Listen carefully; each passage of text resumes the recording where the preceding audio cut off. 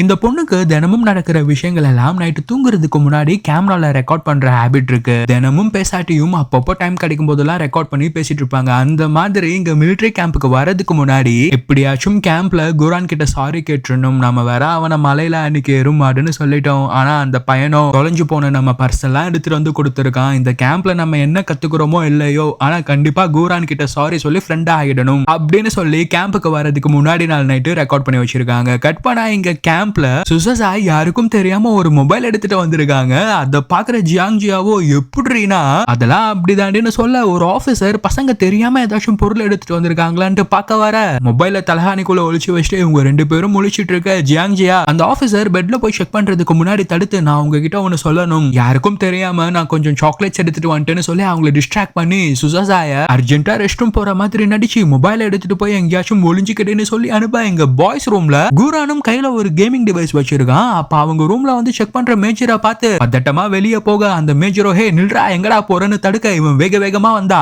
ஜாங்லூராங் ஒரு ஹெர்பல் சிறப்பை வாங்கிட்டு வந்துட்டு இருக்க. குரான் அதை வாங்கிட்டு இந்த கேமிங் டிவைஸ் அவன் கையில கொடுத்து டக்குன்னு எங்கேயாச்சும் போய் ஒளிஞ்சுக்கடா, அந்த மிலிட்டரிக்கார என்னையே துரத்திட்டு வராருன்னு சொல்ல அந்த மிலிட்டரிக்காரு பின்னாடியே வந்து குரானை பிடிச்சிடுறாரு. அடுத்து என்னாச்சுன்றத நெக்ஸ்ட் பார்ட்ல பார்ப்போம். சப்ஸ்கிரைப் பண்ணாதவங்க சப்ஸ்கிரைப் பண்ணிக்கங்க.